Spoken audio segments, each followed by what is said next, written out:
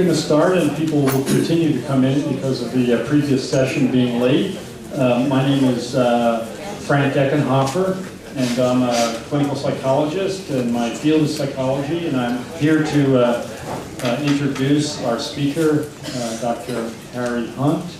And it's really a great pleasure of mine to have this opportunity because of all the writers in the field of transpersonal psychology, Harry's had the biggest impact on my own work.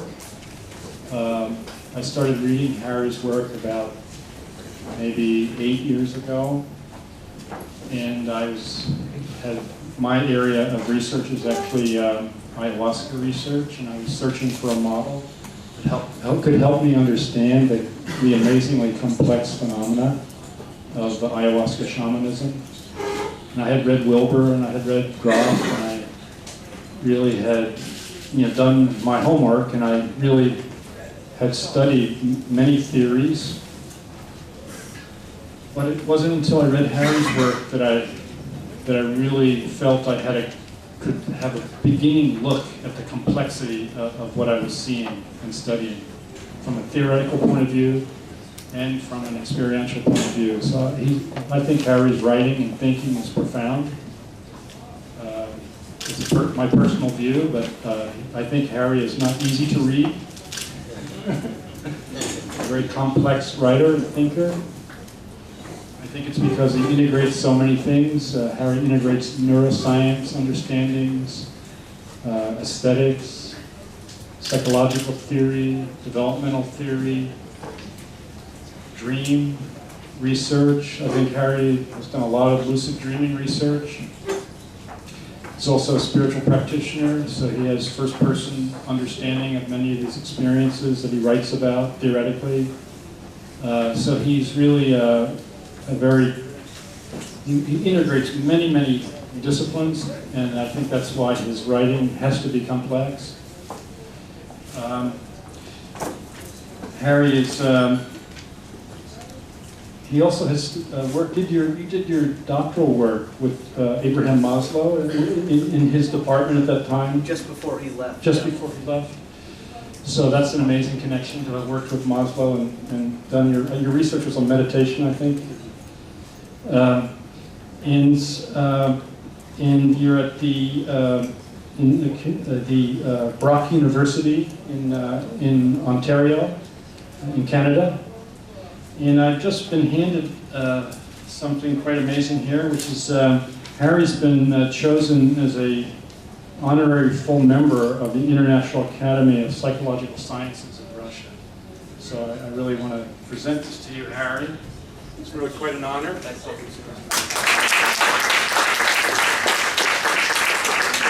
I don't want to take any more of your time, Harry. Thank you.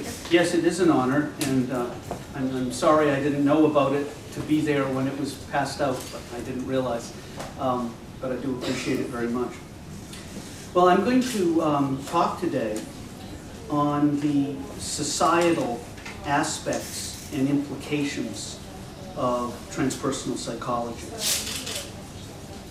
Now, transpersonal psychology has, of course, concentrated on the inner development or self-realization of the individual. And we've seen this in terms of studies and research on meditative practice, spiritual aspects of psychosis, phenomenology of higher states of consciousness. Closer? Phenomenology of higher states of consciousness, and the interface between higher states of consciousness and contemporary physics. Yet, an earlier generation of sociologists and anthropologists understood these same or were closely related states as also social, as fundamentally shared and shareable, as part of a fundamental human social function of group cohesion and group identity. In other words, the qualities of numinous experience both in their true and essential integrative forms and in their more false, distorted forms, apply as much to groups as they do to individuals.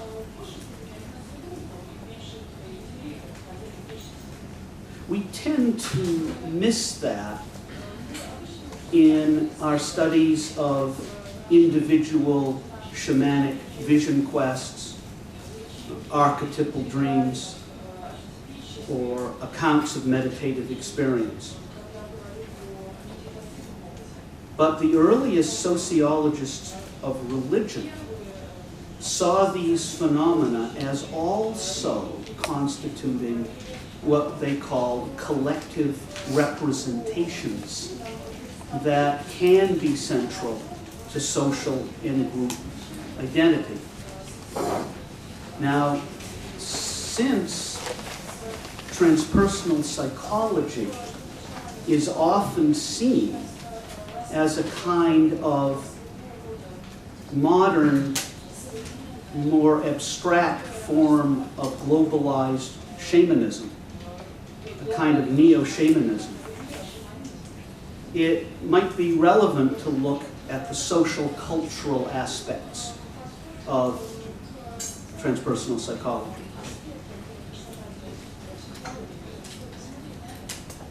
Now, transpersonalism is also a spiritual and social movement in its own right. In many ways, you could locate the movement side of transpersonalism as reflecting one of the four types of religiosity as laid out by the sociologist Max Weber in his fourfold typology of what he called radical salvation movements that can appear and reappear cross-culturally in eras of relative secularization and have always had the potential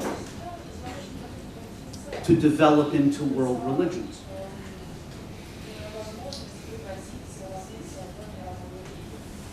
So Weber distinguishes, first of all, between the more outwardly individualistic mysticisms that traditionally appeal primarily to the educated classes of world societies.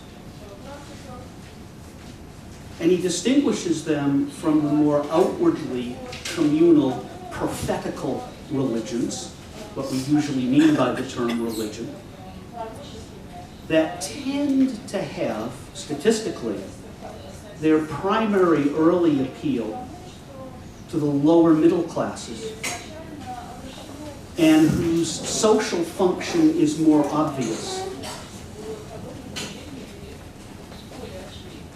in that the prophetical religions have often tended to mediate relatively rapid social change.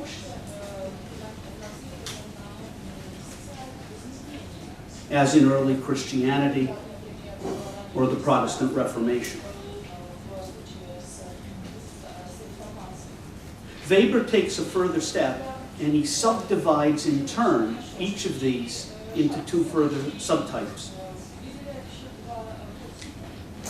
So there's the otherworldly types in which prophets and mystics leave mainstream society to practice outside in special organizations. And then there is, I think for us, the more crucial subtype of what he calls the inner or the this-worldly religions, in which mystics or prophets stay within mainstream society and pursue the numinous within the context of everyday life.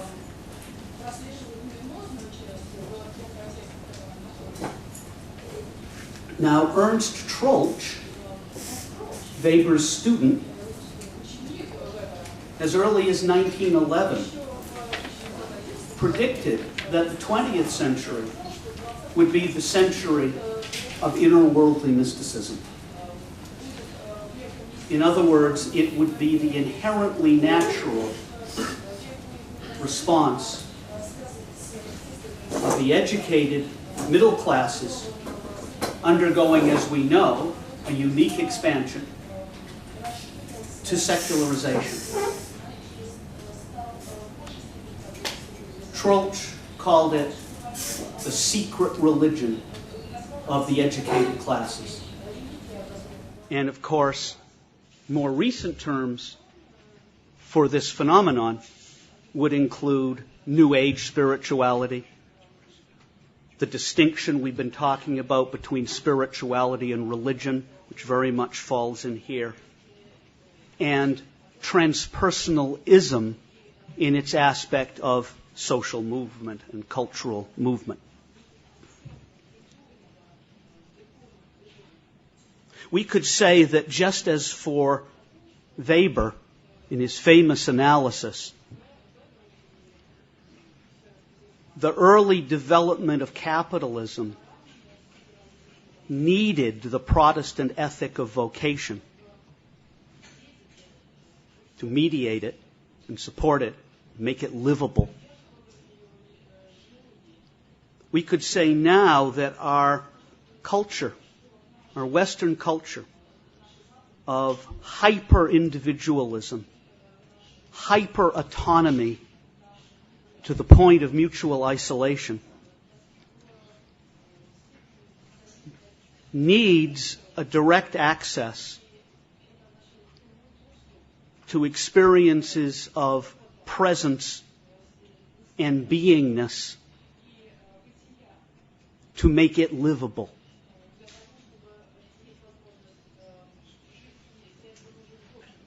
And in many ways, understandings of spirituality developed in the 20th century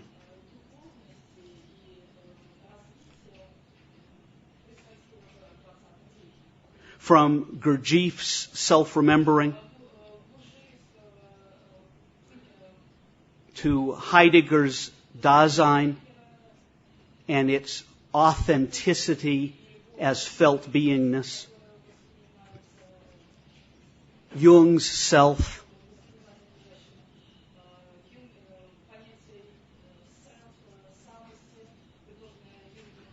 and Maslow and Almus on self-realization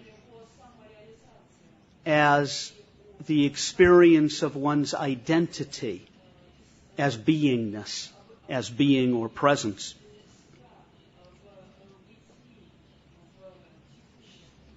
All reflect what Troeltsch was predicting.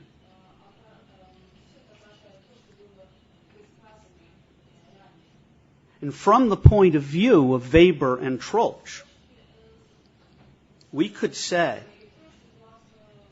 that to the extent, but only to the extent, that future economic globalization continues to involve the expansion of the middle classes,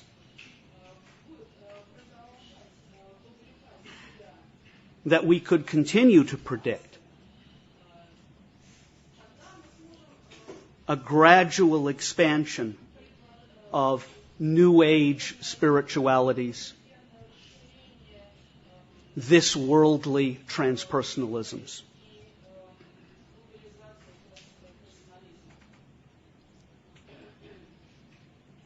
And this would be not necessarily a biological or evolutionary development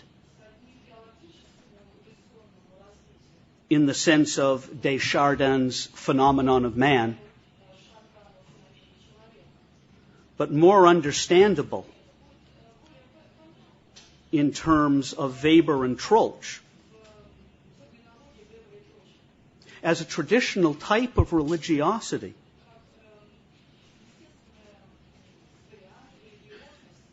favored by our current, if fragile, social economic conditions.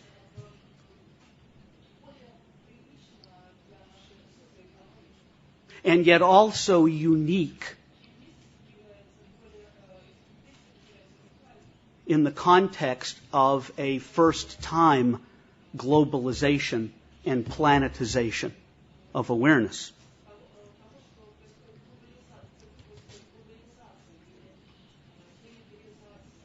And if that's the case, we can ask, what are its social implications? But first, I think it's important to go back a bit and emphasize this idea that all human consciousness, on all levels, is always social and dialogic in its inner form and structure. It's certainly true that higher states of consciousness, or transpersonal states, are easier to research in individuals. But one can argue that they are also socially structured in terms of their inner form.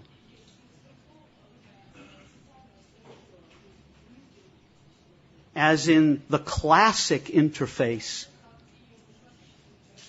of the personal soul and an absolute God, or Atman and Brahman, etc. So higher states of consciousness, transpersonal states, whatever else they are also shareable. And we see this very much in their charismatic impact. For the early generation of sociologists, what we currently call altered states of consciousness were understood as felt collectively, whether in integrative forms of the numinous or as collective dissociated hypnoid states.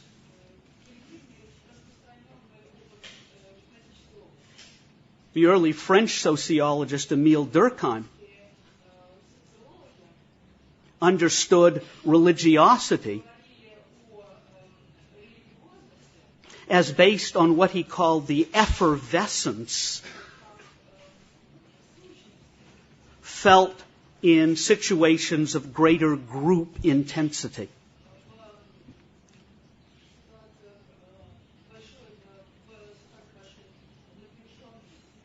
Le Bon, in his famous book, The Crowd, and Tard talked about collective hypnotic states in crowds. For them, social imitation and role-taking was understood as somnambulistic. More recently, of course, Charles Tart and the sociologist Swanson have talked about collective everyday life as a kind of group hypnosis. That all group identity is a kind of shared trance. We sometimes say jokingly, or I shouldn't say jokingly, we sometimes say in a flip manner, Hitler hypnotized the German people. But from the point of view of these early sociologists, he really did. Durkheim's concept of what he calls collective consciousness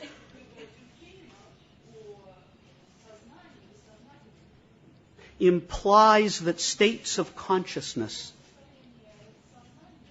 can be society-wide. In other words, from this point of view,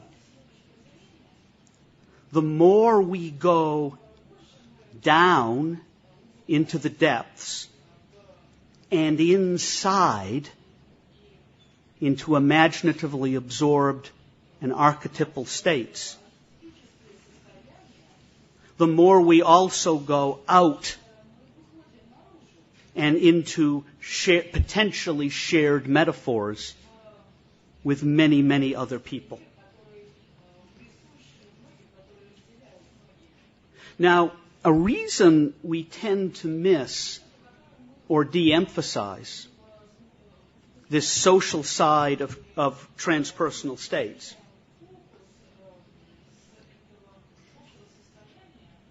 apart from our culture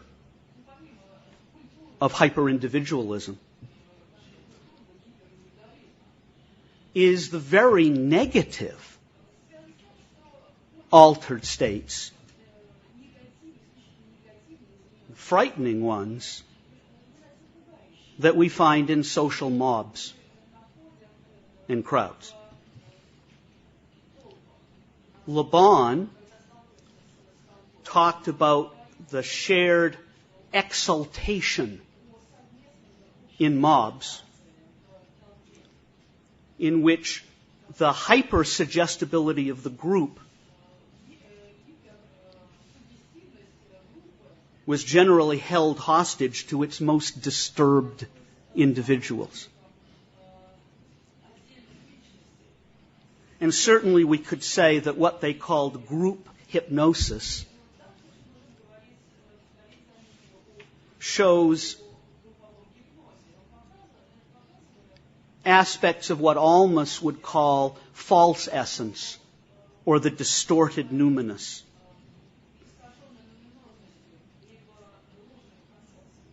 But there are also group experiences of true or integrative or essential numinous states. Very briefly, we see this in the context, in the New Age context,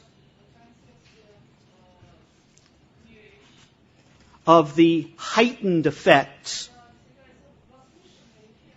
of meditation in groups done together. And we see it in the neo-shamanic, often psychedelic-mediated gatherings, once associated with the Grateful Dead, and more recently with the rave phenomenon and rainbow gatherings, in which very utopian experiences are widely shared by large groups of people. The most striking recent examples of this phenomenon are found in a very interesting book by Deborah Solnit called A Paradise Built in Hell, in which she talks about the shared communal numinous experiences that can arise in the wake of major disasters, which have been studied as such as the San Francisco earthquake of 1906, or Hurricane Katrina more recently in New Orleans. The initial survivors of these crises often find themselves entering paradoxical states in response to this deep tragedy that they describe, in hindsight, as a shared, communal, cooperative, magical reality. or paradoxical freedom, euphoria with grief. It seems as though very much as with Almas and others, on individual ecstasy, when a group enters, the whole of total suffering that can't be denied and has to be fully felt,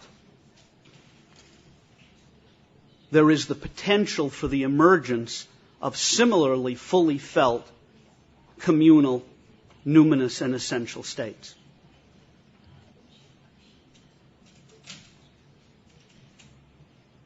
Now, if spirituality defines a basic capacity of human beings,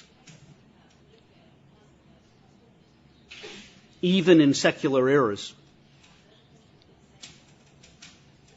and if higher states of consciousness are potentially as social as they are individual, we can ask what form might a future spirituality take as the felt side of current globalization and future globalization.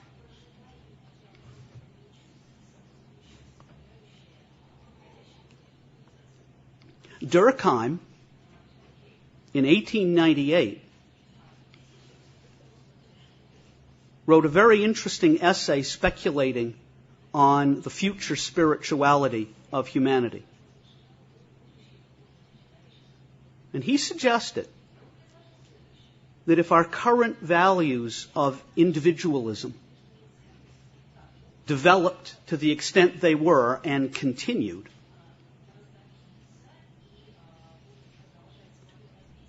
that eventually that would all we would have in common to function as collective representations.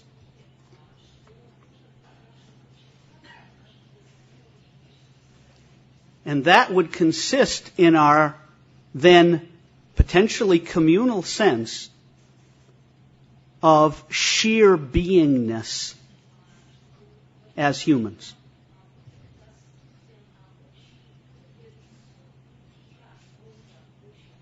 He called this the cult of man.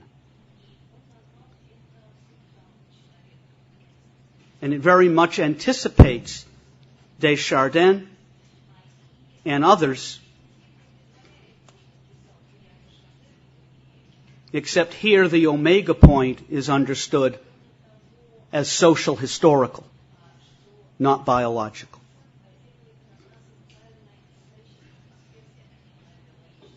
The new collectivity would be based on a maximum individuality. His accounts of this sometimes sound a little bit like the Gnostic higher Adam.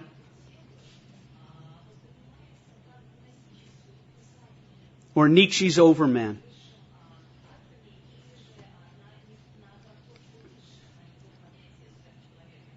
Here's Durkheim. Quote, "There remains nothing men love and honor apart from man himself. This is why man has become a god for man, and why he can no longer turn to other gods without being untrue to himself."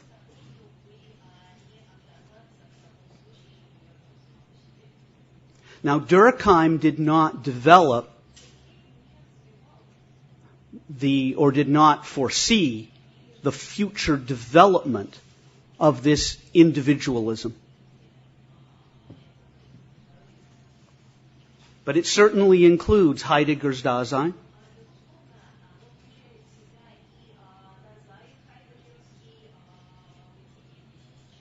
Gurdjieff's self-remembering, and Maslow and Almas on self-realization. We'll come back to this point later, but Almas distinguishes two phases of experiencing one's identity as being or presence. The first he calls the pearl, or personal essence. And this is the sense of one's personal beingness,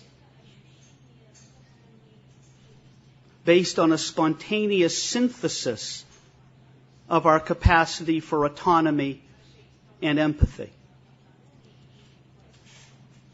It's very close to Maslow on being values. And the second he calls essential identity, or the point. And this is a sense of one's true self, one's quality of I amness,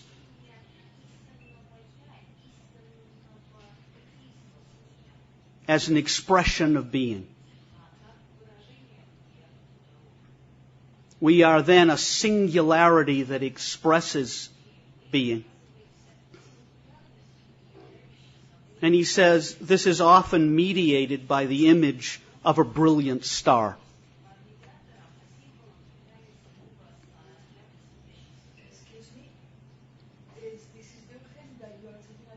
I'm sorry? Almas. A-L-M-A-A-S. Diamond Heart approach. So I'm talking about that. It's just a language to make these points.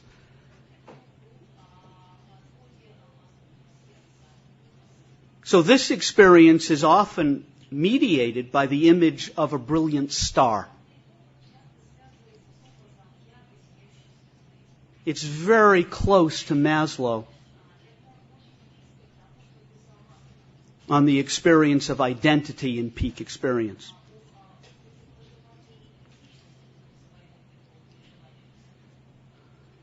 Now, I'm not sure here. I don't want to run totally out of time, so I will just mention very briefly a startling anticipation of these points. In the recently published Red Book by Carl Jung, written in the crisis of his separation from Freud between 1913 and 1917.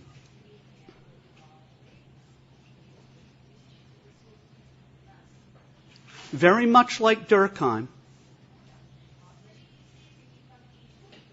and anticipating Maslow and Almas,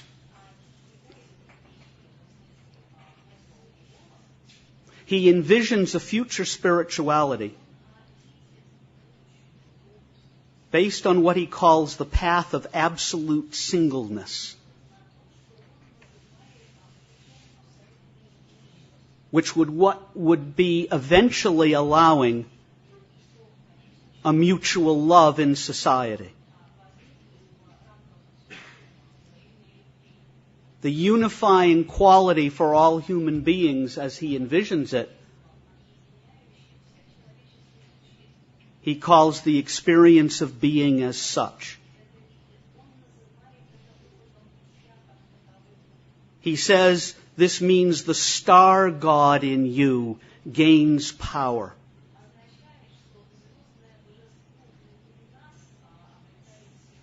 The star-like nature of the true self that simply and singly is. You become someone who is, he says, on the stellar path that will be one and the same for all.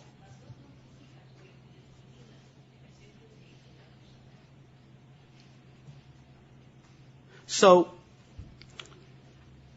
what we can ask is, to what extent is something like Durkheim's Cult of Man,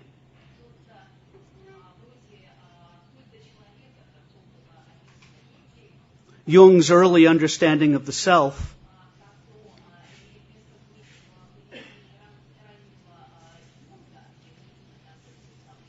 and Maslow and Almas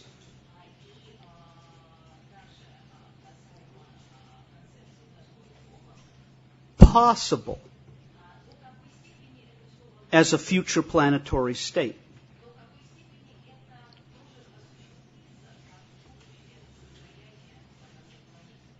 Goodness knows we need something like that.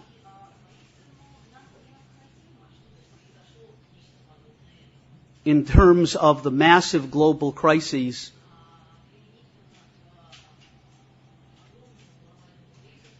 many of us foresee all too clearly.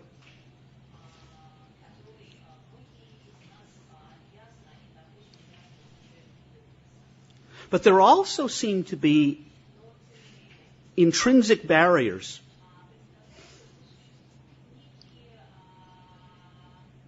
to a planet-wide realization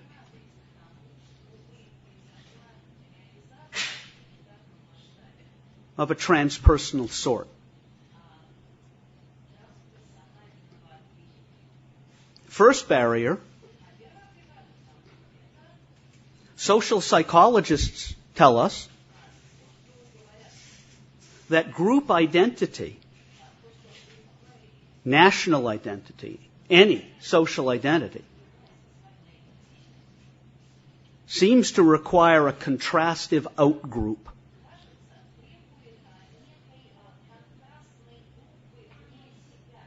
that we most certainly are not.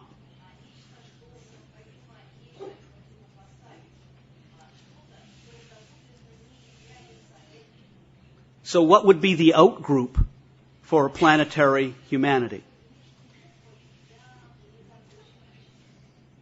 The second barrier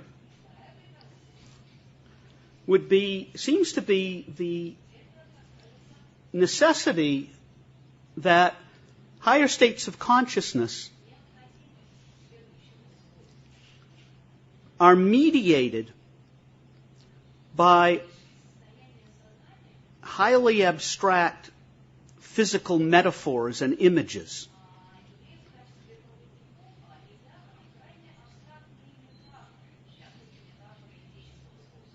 Such as light, openness of space, sense of depth, flow. And these tend to carry the experience of identity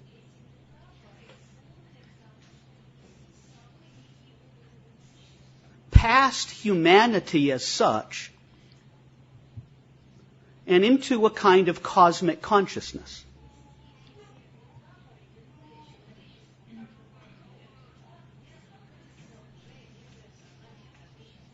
Whether that involves oneness with nature, as in shamanism, or more recent speculations about quantum physics. So the more intermediate level of identity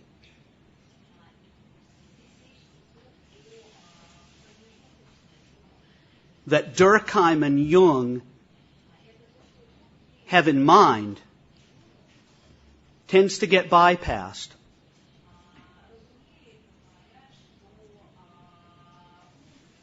It would need specific imagery of its own, specific mediating metaphors of its own.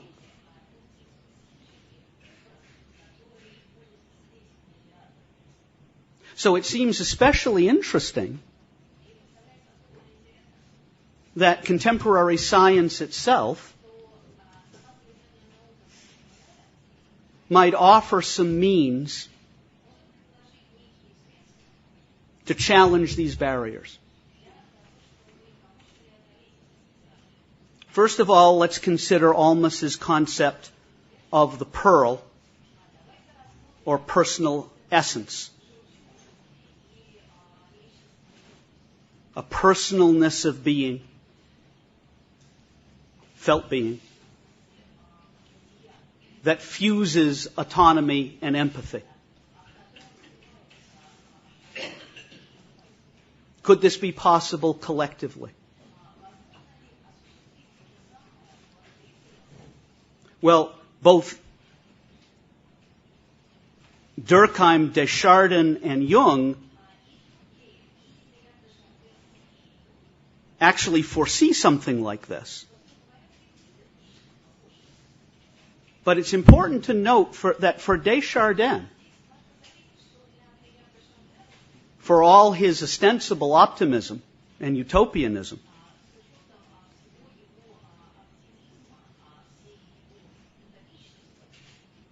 he says that a process of planetization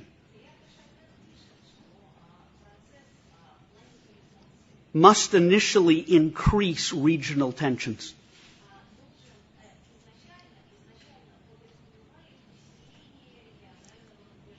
As we all bump up against each other.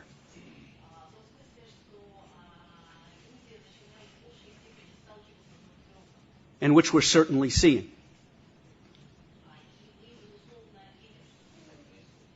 Even our planetary ecological crisis, which might have the potential to allow us to feel and experience as one humanity, is slow and regional in its initial impacts.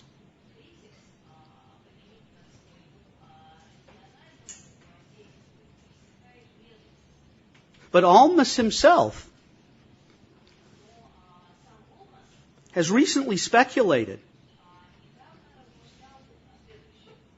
about the potential for a global environmental awareness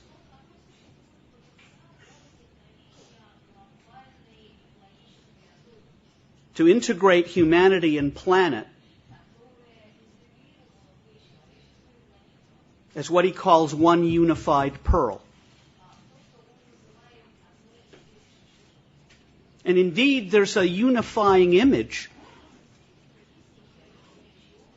that seems to mediate such possibility.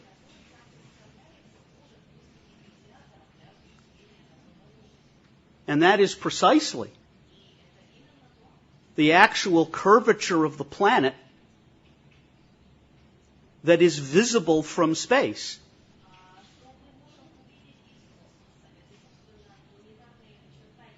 For astronauts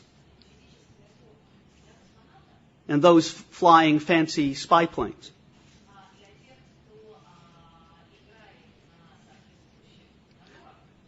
Many people having that experience are not the same afterwards.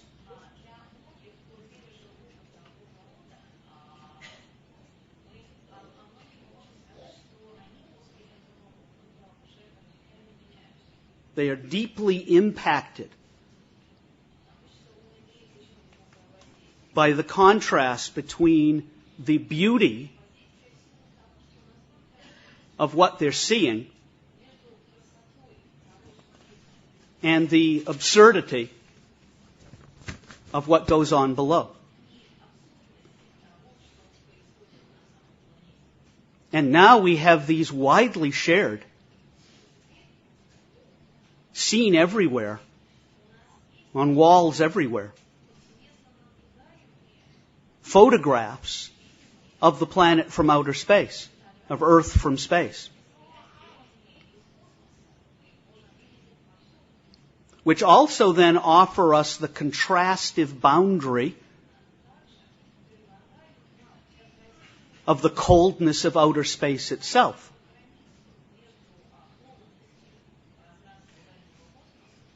And we might wonder whether 2 or 3 generations of people growing up with these photographs would mediate the felt sense of being primarily citizens of a planet.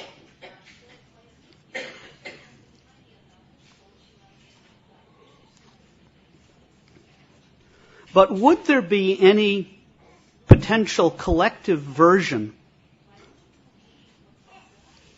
of the deeper realization of Almas's essential identity or point?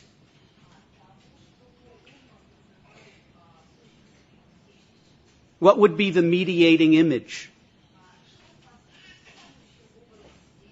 What would be the contrastive outgroup?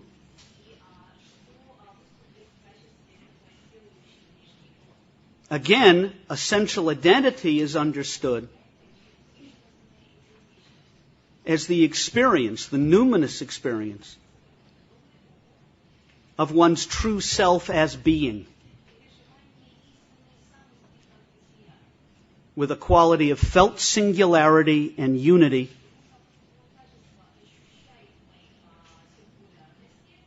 and preciousness as the free expression of the absolute.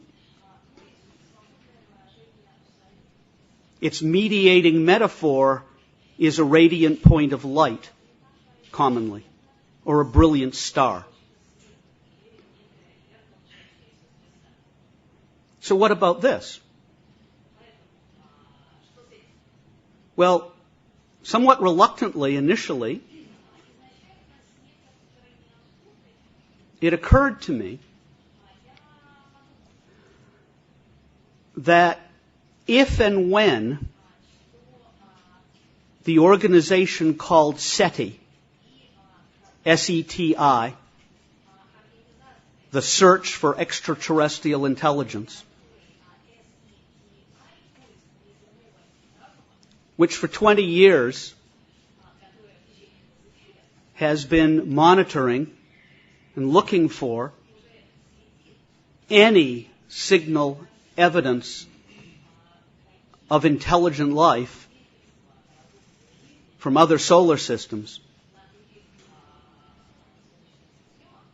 The very essence of modern science. If and when SETI got an uncontestable signal,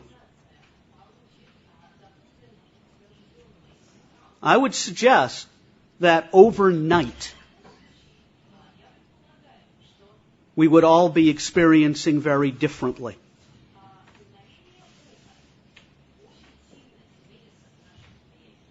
And that the result would be Durkheim and Jung and Heidegger's collectively shared sense of human beingness.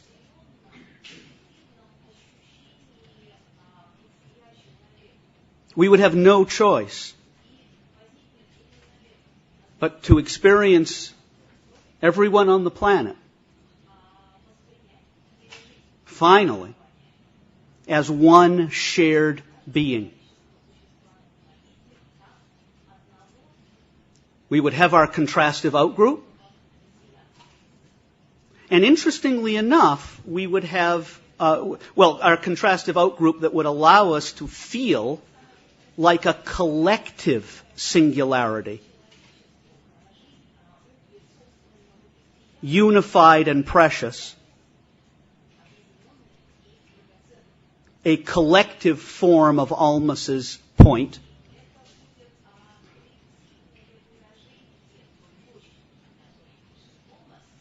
Interestingly enough, Jung felt something like this might be the only way we would ever see ourselves objectively.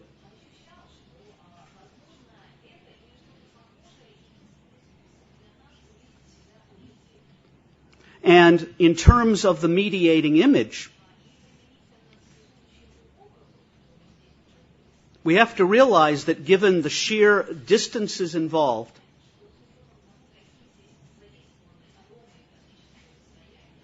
the time span involved for any possible reply,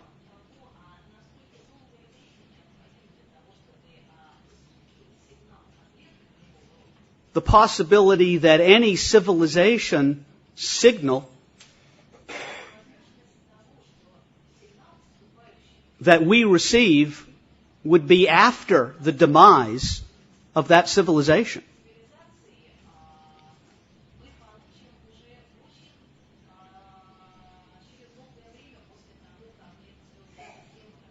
So the impact would rest on the sheer fact of the occurrence. Just that objective knowledge.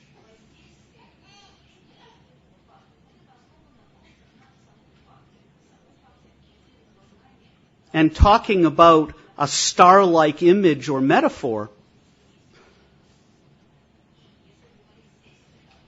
it seems important that at those distances, we would be stars for each other.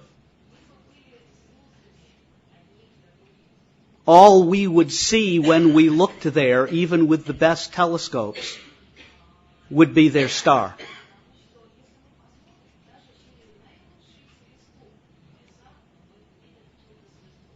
All they would see if they eventually got an answer from us when they looked our way would be the sun.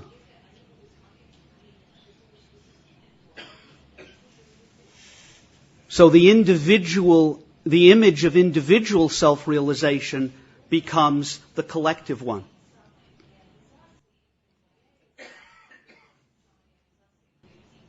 Now I've got to stop in a minute. I wanted to talk about flying saucer cults as the sort of narcissistic, disintegrative version of all of this, but I'm going to have to leave that to one side. And I would just briefly say that there's a final potential barrier to this sort of speculation of a collective planetary form of transpersonal realization. On the individual level, integrative numinous states only fully emerge when we're able to surrender to actually felt senses of deficiency and suffering.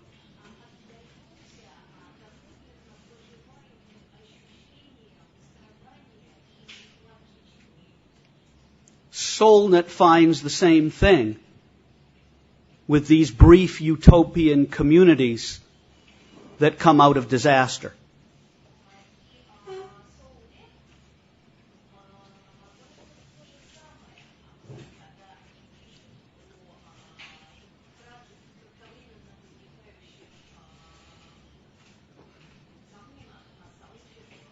So,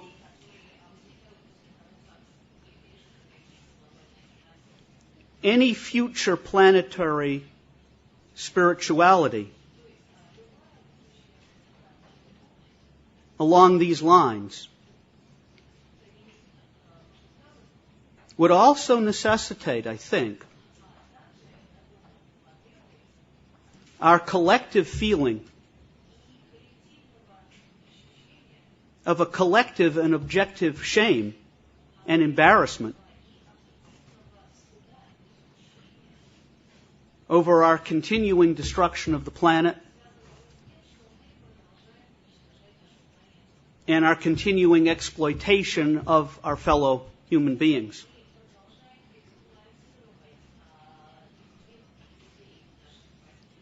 Because that will also be the face of ourselves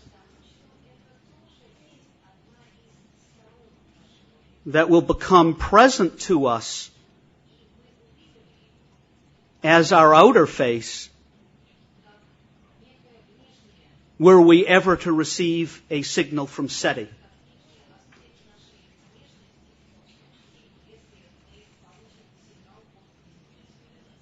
And only fully accepting who and what we are historically would allow the emergence of a collective consciousness of being along the lines of Durkheim, Jung, Gurdjieff, and Almas. Gurdjieff called this objective conscience. Not consciousness, but conscience. And as in all forms of consciousness, it could be individual or collective. So we have been inquiring here also into its future planetary potential.